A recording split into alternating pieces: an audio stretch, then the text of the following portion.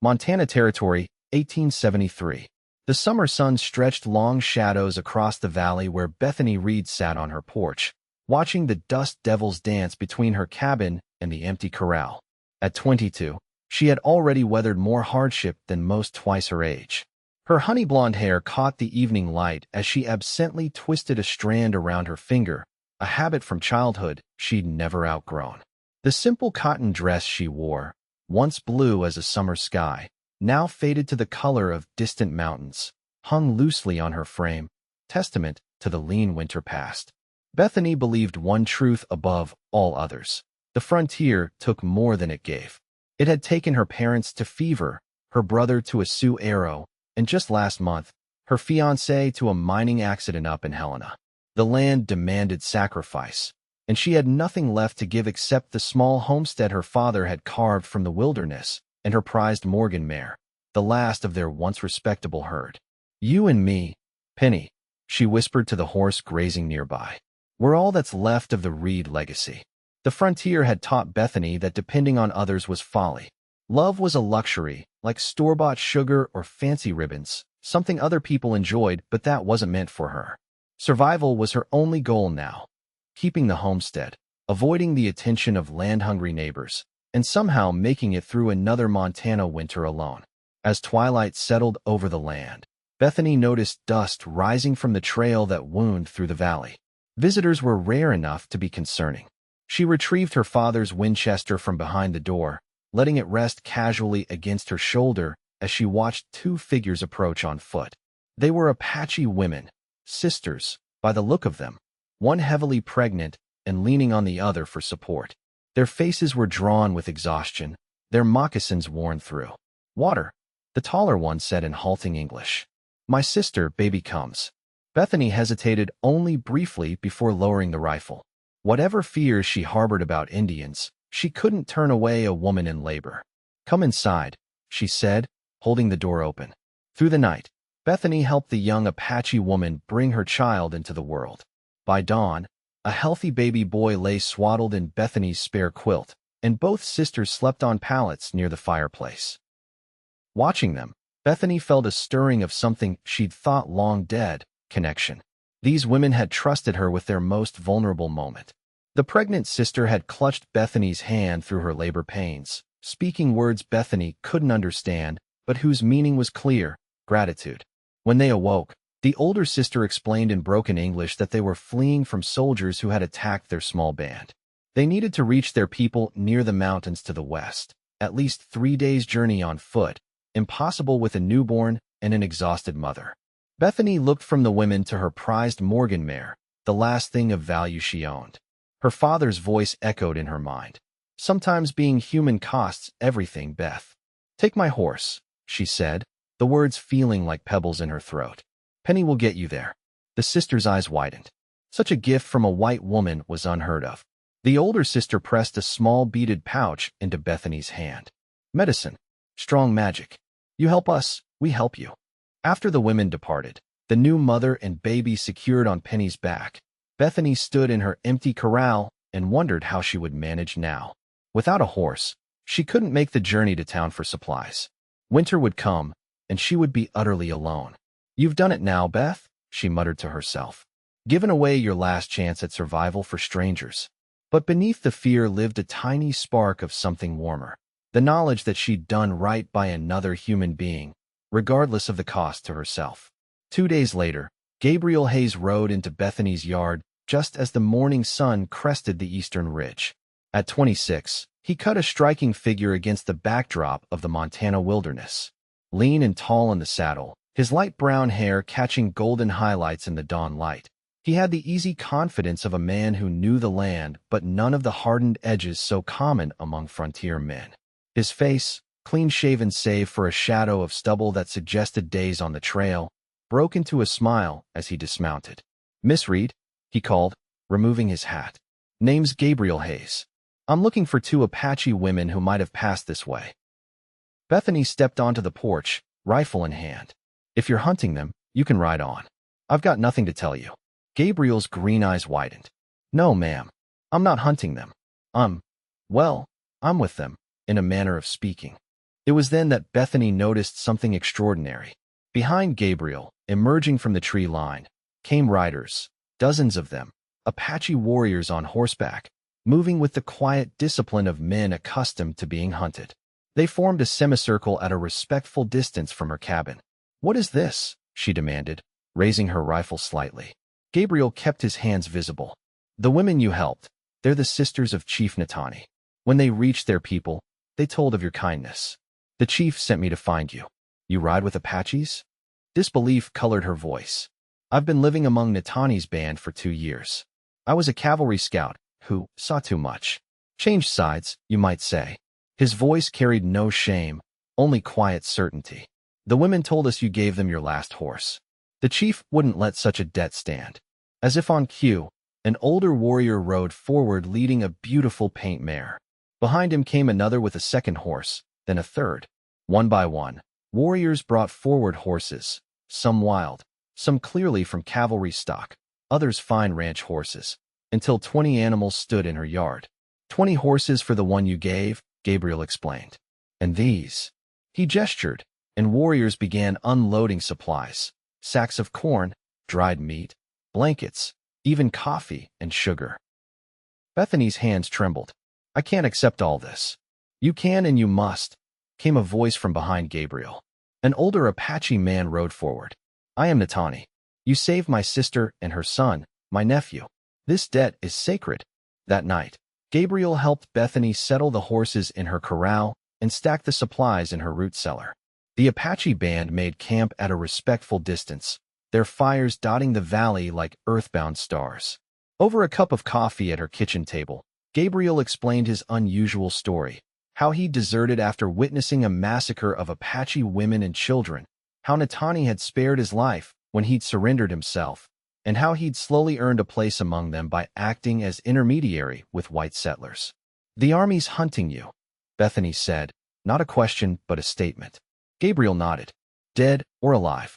But I couldn't keep being part of what they were doing." In his face, Bethany saw something she recognized, the look of someone who'd lost faith in everything they once believed.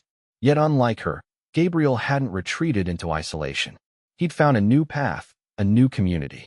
"You could have a price on your head for helping those women," he said softly. "The reservation agents consider it a crime to aid renegades." Bethany shrugged. "Let them come. This is my land." Gabriel studied her with quiet admiration. "You're not afraid?" "I've lost everything that matters already," she replied. "What's left to fear?" In the days that followed, Bethany found herself drawn to this unusual man who moved between two worlds. The Apache band remained camped in the valley, their presence a strange comfort after years of solitude. Gabriel visited daily, helping with chores, teaching her Apache words, sharing meals at her table. One evening, as they sat on her porch watching the sunset paint the valley in golds and reds, Gabriel spoke of the Apache concept of home. "They believe home isn't a place," he explained. "It's where your people are, where you belong."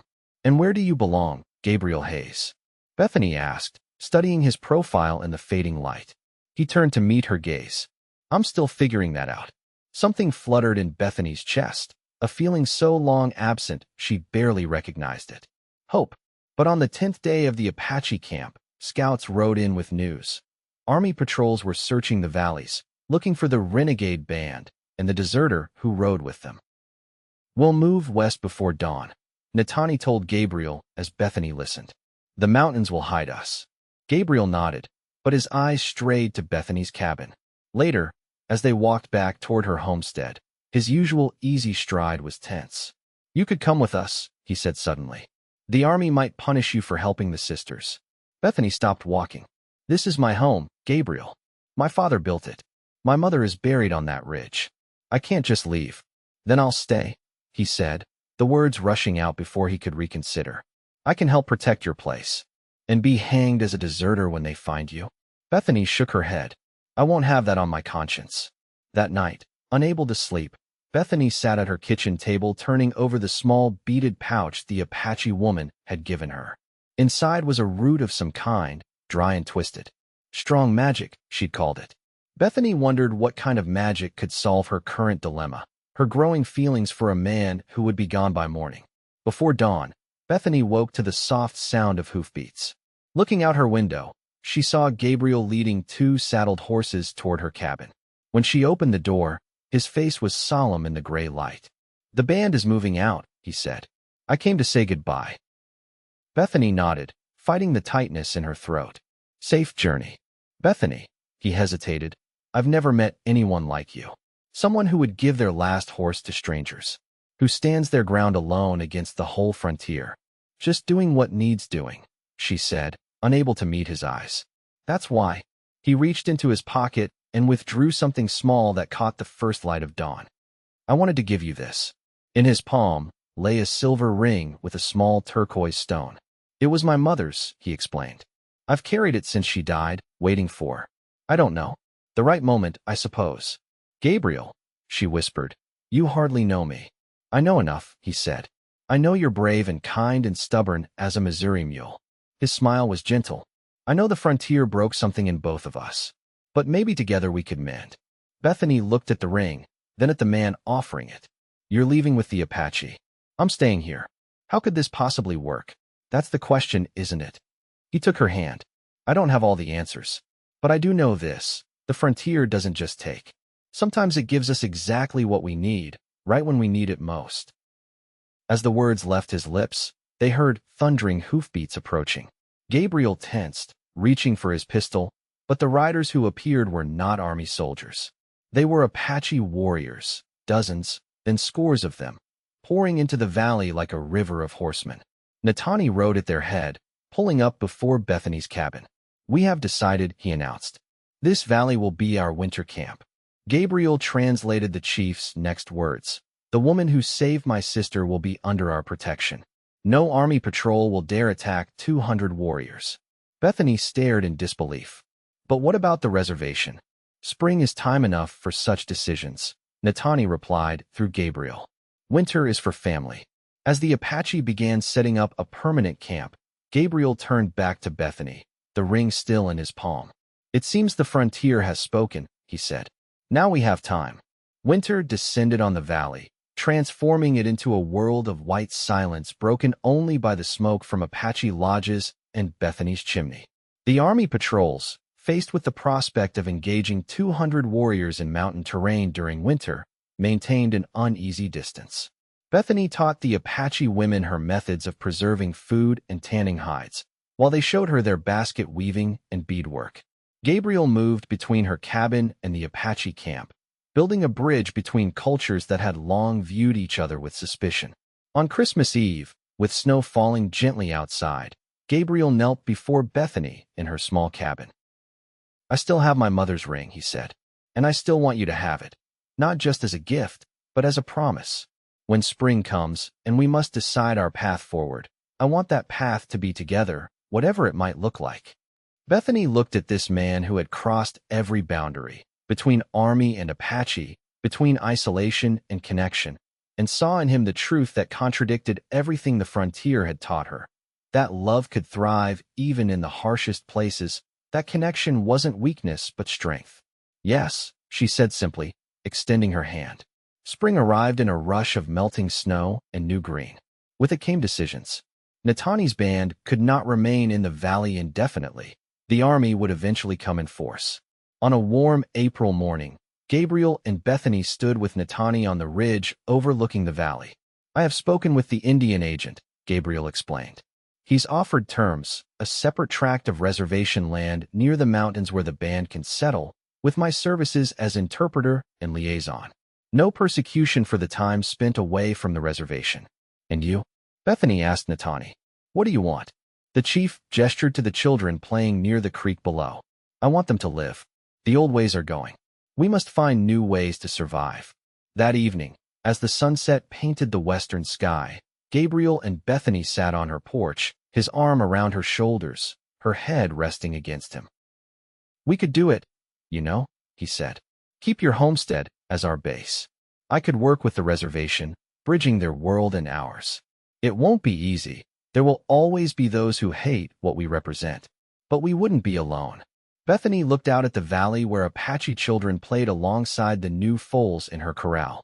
She thought of the journey that had brought her here, From a lonely woman ready to die defending empty land to someone surrounded by an unlikely community wearing a turquoise ring. The frontier took nearly everything from me, she said, turning to face him. But it also gave me you. Gave us this chance to build something new. On a perfect June morning, Bethany Reed became Bethany Hayes in a ceremony that blended frontier traditions with Apache customs. The reservation agent, seeing political advantage in fostering good relations, gave his blessing. Even a few Army officers attended, men who had served with Gabriel before his desertion and who understood, if not condoned, his choice. Natani's band settled on their new reservation land 30 miles west, close enough for regular visits. Gabriel built a trading post that served both white settlers and the Apache, creating a neutral ground where two worlds could meet in peace, however fragile and hard-won. As for Bethany, she transformed her homestead into a horse ranch, breeding the stock gifted by the Apache into a line famous throughout the territory for their strength and spirit. When people asked how she'd started with such fine animals, she would smile and tell them a story about giving away her last horse and receiving 200 warriors in return. On their first anniversary, Gabriel presented Bethany with a handcrafted cradle.